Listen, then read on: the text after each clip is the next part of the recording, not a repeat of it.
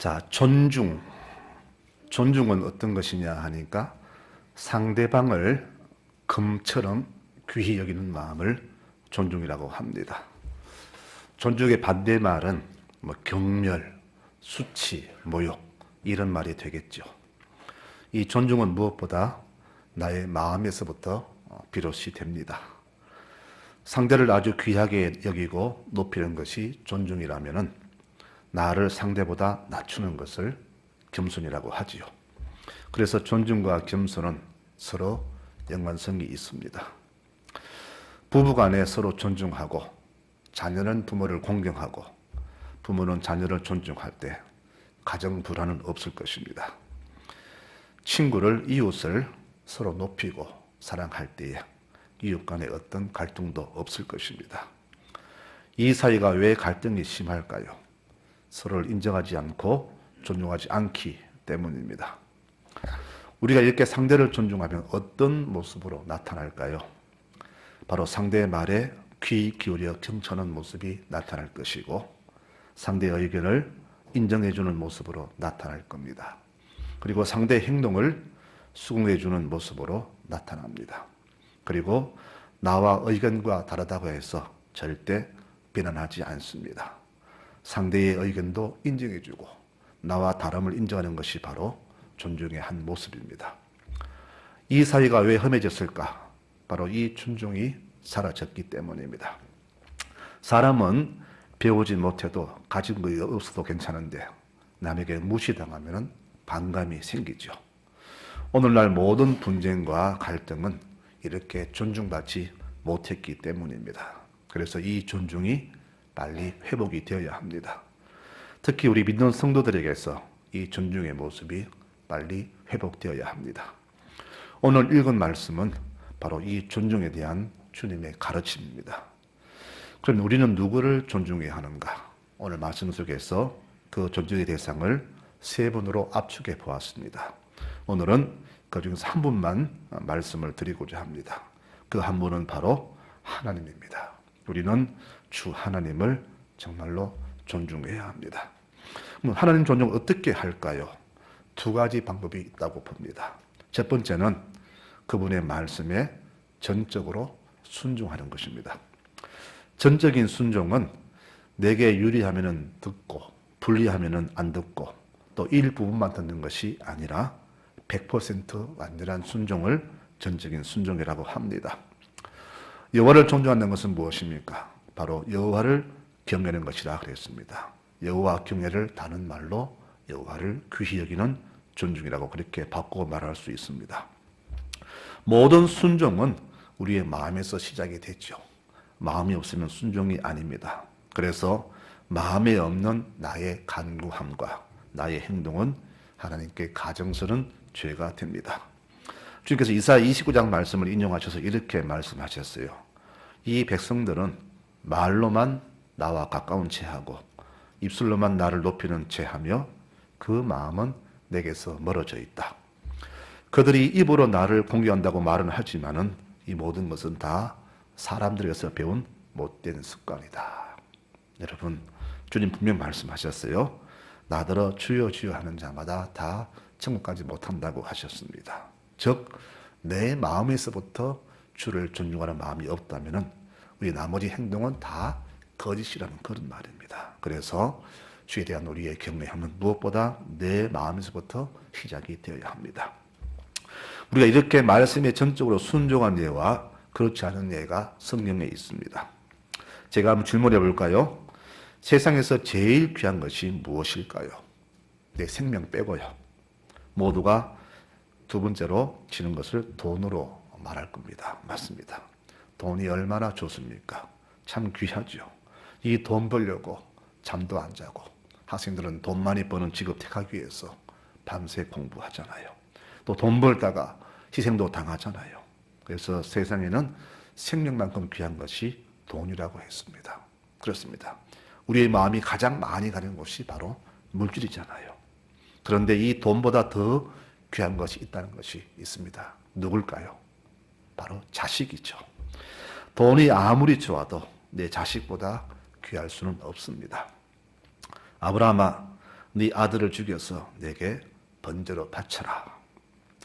차라리 네 재산을 다 바치려면 다 바치겠는데 왜 아들을 바치다니? 아브라함 갈등이 얼마나 심했을까요? 아마 죽고 싶은 그런 심령이었을 겁니다. 아들을 안 주시지 왜 주셔놓고는 아들을 바치라 하나? 얼마나 갈등이 심했을까요? 그런데 아브라함은 이 문제를 아내와 상의하지 않고 독단적으로 처리했습니다. 왜 그랬을까 생각해 보니까 이렇습니다. 아들이 군대만 가도 엄마들은 울고불고 하지요. 난리칩니다. 그런데 아들을 바치자고 했다가는 어떤 일이 일어날까요? 아마 아브라함 멱살을 잡혔을 겁니다. 이 영감이 돌았나? 너 죽고 나 죽자 하면서 아마 달려들었을 겁니다. 그것을 뻔히 알기 때문에 아브라함은 조용히 혼자서 이 말씀에 순종했습니다. 그러자 하나님의 축복이 임합니다. 네가 네 아들까지 아끼지 않고 바치는 것을 보니까 이제야 네가 나를 사랑한 줄 알겠다. 하나님은 아브라함의 그 믿음을 사실은 믿었지만은 이렇게까지 요구해도 들으실 줄은 몰랐던 겁니다. 그래서 아들을 바치는 그 마음을 보시고 이제서 네가 나를 정말로 존중한 줄 알겠다 하시면서 그의 믿음을 인정해 주셨습니다. 그리고 축복을 선포하죠. 너의 후손을 하늘의 별처럼 바다 모래처럼 내 후손을 번성케 하겠다라고 축복하십니다. 반면에 엘리 제사장은 폐역한 두 아들을 끔찍이 아꼈습니다. 그 두 아들은 제사장으로서 해서는 안 될 폐역을 저질렀지만은 아버지는 따끔하게 혼을 내어서 바로 잡아줘야 하는데도 하긴 아들들이 마음 상할까 싶어서 그렇게 하지 않았습니다. 아들아, 너희 소문이 안 좋으니까 좀 조심해라. 이 정도로 끝났습니다. 하나님은 대노하셨습니다. 나는 너희 집안을 영원히 지키려고 했으나 이제는 마음을 바꾸어서 너희 가문을 멸망시키겠다. 나를 존중히 여기는 자는 나도 존중히 여기고 나를 멸시하는 자를 나도 경멸하겠다. 앞으로 너 집에 노인이 하나도 없게 할 것이다. 네 후손들이 모두 젊어서 죽을 것이다. 그리고 네 두 아들도 한날에 죽을 것이다. 이렇게 하나님 대노하셨습니다. 이 하나님의 대노처럼 두 아들 한날에 죽고 이 사울의 가문은 멸문지화를 당하게 됩니다. 아말렉 엘리 제사장 가정입니다. 아말렉을 점령시키라는 말씀을 사울왕은 무시했죠. 사물이 늙으니까 정신이 없나 보다. 이 좋은 것들을 왜 다 죽이나? 아마 하나님 명령을 잘못 들은 거 아닌가? 아마 우리의 방식대로 하자면서 사울왕은 하나님 명령을 거부했습니다. 하나님 보시는 것은 우리의 순종입니다. 우리의 지혜와 방법은 원치 않으십니다. 이 불순종의 결과로 사울왕도 폐위가 됐죠. 당신이 하나님 말씀을 버렸으므로 하나님도 당신을 버려서 폐위시키실 것이요. 하나님은 그 어떤 제사나 제물보다 순종을 원하십니다. 라고 분명히 말씀했습니다. 아들보다 하나님을 더 존중했던 아브라함과 아들을 하나님보다 더 존중한 엘리 제사장, 하나님보다 재물을 더 귀히 여긴 사울왕의 결말은 완전히 달라졌죠. 여러분, 하나님은 존중하면 무엇이냐? 그 말씀에 전적으로 순종하는 것입니다. 그리고 이 순종은 시기와 때와 내 형편에 따라서 변하는 것이 아닙니다. 순종은 시기 상관없이 언제나 그 말씀에 따르는 겁니다. 우리 성도님들이 정말로 하나님을 존중하신다면 제일 먼저 말씀에 전적으로 순종하시는 여러분들이 되시기를 바랍니다. 말씀에 전적 순종입니다. 100% 순종입니다. 바로 이 순종이 하나님을 존중하게 여기는 우리의 첫 번째 모습이 됩니다. 그 두 번째 모습은 무엇이냐? 바로 하나님의 대리자를 하나님처럼 귀하게 존중하는 겁니다. 40절 말씀에 이렇게 말씀합니다. 너희를 영접하는 자는 나를 영접하는 것이요. 나를 영접하는 자는 나를 보내신 이를 영접하는 것이다. 요약하자면은 너희를 존중히 여기면은 하나님을 존중히 여기는 것이다. 그런 말이 되겠죠. 영접은 마음으로 인정하고 받아들이는 것입니다. 그리고 최선의 예를 갖추어서 숨기는 것을 영접이라고 하지요. 그래서 영접과 존중은 같은 말입니다. 하나님의 사자를 영접하는 것이 하나님을 영접하는 것이라면은 그 반대로 영접하지 않는 것은 곧 하나님을 영접하지 않는 것이 될 것입니다. 그래서 주님 말씀하십니다. 누구든지 너희를 영접하지도 아니하고 너희 말을 듣지도 아니하거든 그 집이나 성에서 나갈 때에 너희 발의 먼지를 떨어버리라. 내가 진실로 너희에게 이르노니 심판날에 소돔과 고모라가 그 성보다 견디기 쉬우리라. 예수님께서는 예루살렘이 멸망당한 이유가 바로 선지자를 죽인 이유라고 말씀하십니다. 산 위에서 그 성을 보시면서 우시면서 이런 말씀하셨어요.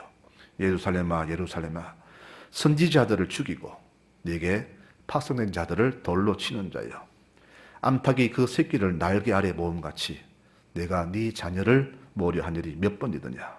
그러나 너희가 원하지 아니하였도다. 보라 너희 집이 황폐하여 버려진 바 될 것이다. 주님께서는 우시면서 그렇게 선포하셨습니다. 반대로 하나님의 선지자를 극진히 존중하여서 큰 복을 받은 사람이 있습니다. 바로 사렙다 과부입니다. 이스라엘 땅에 가뭄이 왔습니다. 성경에는 가뭄과 홍수, 전염병 같은 자연재해는 모두 다 하나님의 진노로 말합니다. 특히 농사지어서 먹고 사는 그 시대에 가뭄은 죽음을 의미합니다. 그리고 고난이 오면은 대개 서민들부터 피해를 입지요. 이 고난의 시대에 사렙다에 사는 한 과부의 가정에도 고난이 왔습니다. 성경에 보니까 과부의 외아들 그랬습니다. 벌써 이 두 말에 가난에 찌든 냄새가 나지 않습니까? 세상에서 가장 불쌍한 가정으로 벌써 과부와 외아들 이 두 말에 다 이 가난의 것이 포함이 되었습니다. 오늘 저녁 먹고 나면은 내일부터는 굶습니다. 그런데 이 엘리야 선지자는 눈치 없이 그 저녁밥을 내게 달라고 합니다. 요즘 같으면 난리가 났을 겁니다. 아니 목사님이 그럴 수가 있나. 그 불쌍한 집안의 것을 뺏어먹나. 천하의 나쁜 사람이구나. 그리고 그 목사는 아마 사건으로 낙인 찍힐 겁니다. 그뿐 아니라 저런 목사하고 같은 교회에서 신앙생활을 못한다면서 많은 교인들이 교회를 떠날 겁니다. 엘리야는 왜 그 집 형편을 몰랐을까요? 압니다. 그런데 하나님께서 시키셨어요. 사람의 형편보다 하나님 명령이 더 우선이었습니다. 하나님 시키시니까 할 수 없이 그렇게 했어요. 자기도 그러고 싶지 않았습니다. 그런데 엘리야는 하나님께 순종하고 그 과부는 하나님의 사람에게 순종했습니다. 그랬더니 그 가정에 복이 임했습니다. 하나님의 말씀은요, 심요막측합니다. 그 여인이 하나님 사람을 존중하고 순종했더니 그 가정에 놀라운 일이 벌어졌습니다. 3년 반 가뭄 동안에 그 집에 양식이 떨어지지 않았습니다. 그 가정에 농사 있는 것도 아닙니다. 아마 하루 벌어 하루 먹고 살았던 인생일 것인데 3년 반 동안 그 가정에 양식이 떨어지지 않았다고 성경은 증언합니다. 열왕기상 17장 15절에 하나님이 다시 비를 내릴 때까지 가루와 기름이 없어지지 아니하니라. 주님 말씀하십니다. 선지자의 이름으로 선지자를 영접하는 자는 선지자의 상을 받을 것이다. 이 말씀이 그대로 이루어졌습니다. 한 끼 식사 대접하는 것이 중요한 것이 아니라 어떤 형편이든지 간에 상관없이 말씀에 순종한 그 믿음이 참 중요합니다. 순종과 존중 모두 다 믿음이 없이는 할 수 없는 일들이죠. 우리 성도님들은 형편과 처지에 상관없이 늘 하나님께 순종하는 믿음의 성도들이 되시기를 축원합니다. 여러분, 그것이 바로 하나님 존중입니다. 그저께 참 가슴 아픈 답답한 얘기를 들었습니다. 이웃교회에 있었던 이야기인데요. 제가 이 말씀 드리는 이유는 우리 믿는 사람들은 정말로 지혜롭게 살아야 됩니다. 뭐냐 하면은 하나님을 공경하듯이 하나님의 사람을 정말로 존중해야 한다는 취지로 이 말씀을 드립니다. 이웃교회 장로님 한 분과 담임 목사님 관계가 안 좋았습니다. 하는 일마다 간섭하고 비판했고 상륙하면서 목사님을 비판했다고 합니다. 몇 년간 그랬다고 하네요. 교회의 분위기도 엉망이었겠죠. 근데 어느 날 갑자기 그 장로님이 죽고 말았습니다. 이 죽으니까 교인들 사이에서 수근거림이 나옵니다. 여러 말이 나왔겠죠. 중요한 것은 이제 장례 문제가 남았습니다. 이 장례 누가 지내야 합니까? 당연히 담임 목사 해야 되겠죠. 그런데 그 장로의 부인은 내 남편 죽은 것은 목사 때문이다 하면서 장례 집례를 맡기지 않고 아들이 다니는 교회의 목사님에게 부탁해서 장례를 마쳤습니다. 제가 드린 말씀은 이겁니다. 사이가 안 좋은 것은 안 좋은 것이고 공사는 구분해야 됩니다. 저는 아들 다니는 그 목사님이 처신을 왜 그렇게 했는지 이해가 참 안 됩니다. 그리고 남편 죽은 것이, 내 아버지 죽은 것이 목사 때문이라면 정말로 하나님 두려워하고 회개한 것이 마땅한 거 아닙니까? 그런데 끝까지 회개하지 않고 모든 책임을 목사에게 돌렸다고 합니다. 제가 이 말씀 드린 것은 뭡니까? 우리 성도들은 정말로 처신을 바라야 한다. 그런 이야기입니다. 남편 죽은 것이 설령 목사의 책임이라 할지라도 목사 권위는 세워줘야죠. 담임 목사를 배제하고 타교의 목사님에게 장례를 부탁했다. 이것은 그 목사님과 그를 세우신 하나님을 경멸하는 행위입니다. 여러분, 이것을 우리는 잘 기억해야 됩니다. 아무리 인간적으로 분노할 일이 있어도 영적 권위는 세워드려야 됩니다. 사울왕은 다윗을 주었다는 이유로 노베에 살고 있는 제사장 85명과 그 성의 주민들과 남녀노소 가리지 않고 젖먹이까지 짐승까지 다 몰살시켜 버렸습니다. 천인공노할 짓이죠. 우리 믿는 자들은 어떤 경우에든 이 영적 권위를 절대 파괴해서는 안 됩니다. 하나님 보내신 자를 영접하는 자는 선지자의 상을 받지만은 반대로 선지를 박해하면은 하나님 박해는 죄가 됨을 우리는 알아야 됩니다. 아마 이 말을 그 가정은 수십 번 더 들었을 것인데 왜 그렇게 그 가정은 깨달았는지 모르겠습니다. 물론 영적 지도자들이 다 완벽한 것은 아닙니다. 오히려 성도들보다 더 추하고 모자란 모습이 더 많습니다. 하지만 그 권위는 하나님이 세워주셨습니다. 마태복음 23장 3절에 주님 말씀하세요. 무엇이든지 저들이 말하는 것은 행하고 지켜라. 왜 그랬을까요?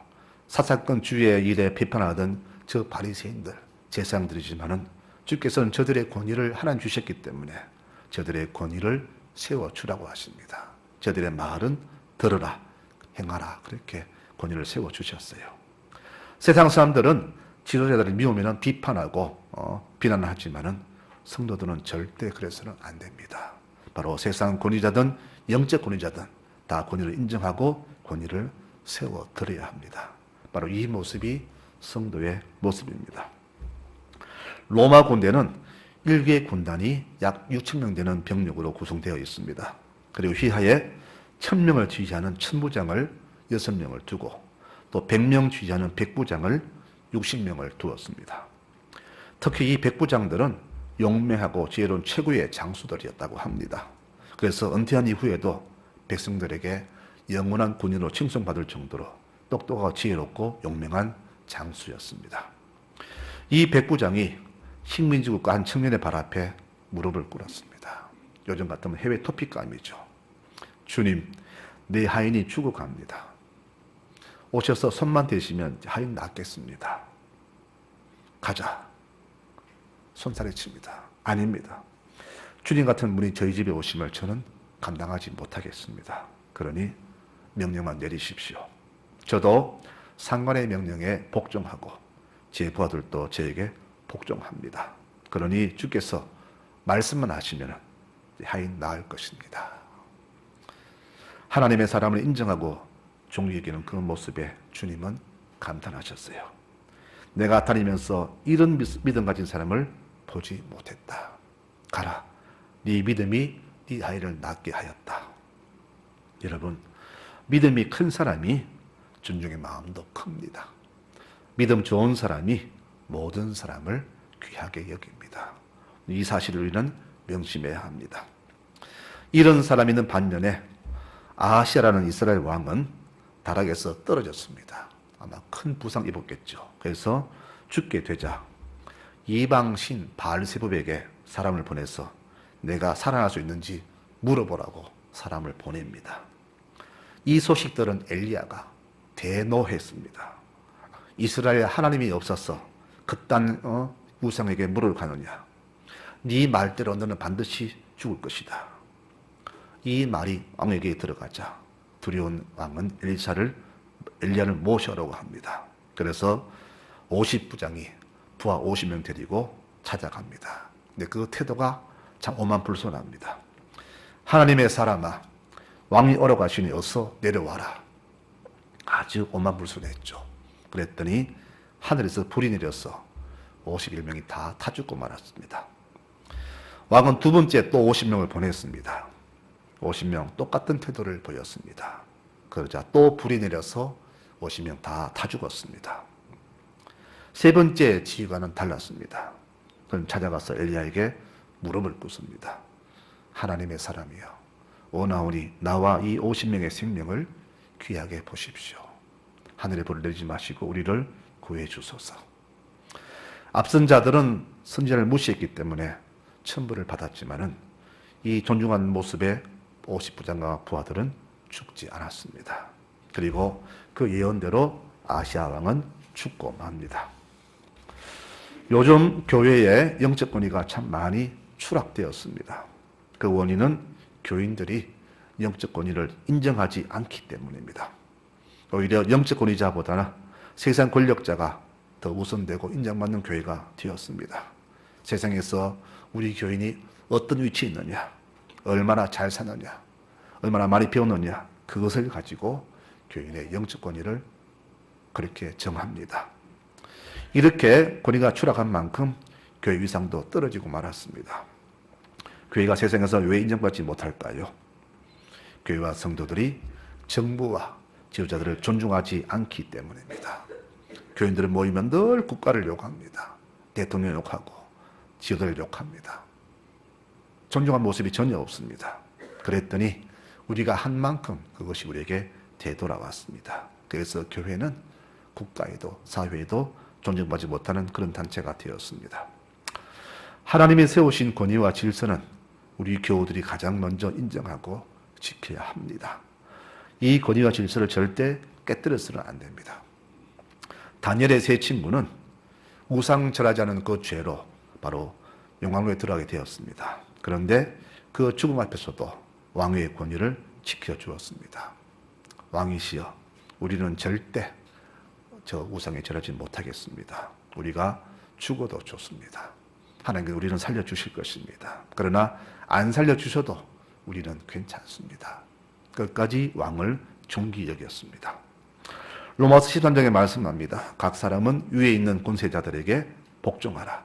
권세는 하나님으로부터 나지 않음이 없나니 모든 권세는 다 하나님이 정하신 바라.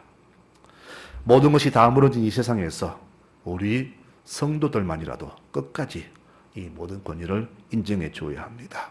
그리고 질서를 다시 세워야 합니다. 이럴 때 우리의 삶에 하늘의 축복은 넘쳐나게 될 것입니다. 말씀을 맺겠습니다. 부모나 형제나 자녀를 나보다 더 사랑하는 자는 내게 합당치 않다. 그리고 자기 십자가를 지지 않는 자도 내게 합당치 않다라고 말씀합니다. 하나님보다 눈에 보이는 가족과 내 친한 사람들을 더 존중하는 것은 하나님을 부정하는 행위입니다. 그래서 그를 높이라. 그러면 그가 너를 높이리라. 그를 품으면 그가 너를 영화롭게 하리라고 말씀합니다. 잠언 22장에 겸손한 마음으로 여호와를 존중히 여기면 재물과 영광과 생명을 보상으로 받느니라. 여러분, 존중은 내가 요구하는 것이 아니라 내가 먼저 행하는 것입니다. 주님은 자기 목숨을 주시면서까지 우리를 존중하셨습니다. 그리고 그 보상은 컸습니다. 하나님이 그를 지극히 높여 모든 이름 위에 뛰어난 이름을 주사 모든 무릎을 예수 이름에 꿇게 하시고 모든 입으로 예수 그리스도를 주라 시인하여 하나님 아버지께 영광을 돌리게 하셨느니라. 성도 여러분, 우리가 살아가는 이유는 바로 모든 영광을 주님께 돌리는 것입니다. 내 모든 살아가는 모습 속에서 무엇을 하든지 하나님을 극진히 존중하는 것이 우리가 존재하는 이유임을 절대 잊지 마시기 바랍니다. 이 진리를 깊이 기억하시기를 바랍니다. 하나님을 가장 귀히 여기며 그분을 존중하는 모습, 바로 이것이 성도들이 가질 우리의 귀한 태도와 자세입니다. 하나님을 존중하는 모습, 이 모습으로 평생을 살아가실 바랍니다. 입으로만 주여 하지 마시고 진정 내 마음으로 하나님을 가장 귀한 분으로 존중하시는 교우들이 되시기 바랍니다. 하나님 존중히 여길 때 그 상급은 큽니다. 겸손한 마음으로 여호와를 존중히 여기면 재물과 영광과 생명을 보상으로 받는다. 잠언 22장 말씀입니다. 오늘도 내일도 내 생명이 다하는 순간까지 하나님만을 존중이며 살아가시는 모든 교우들이 되시기를 바랍니다. 그래서 이 주시는 귀한 하늘의 상급을 받아 복되게 살아가시는 모든 교우들이 되시기를 간절히 축원합니다. 아멘.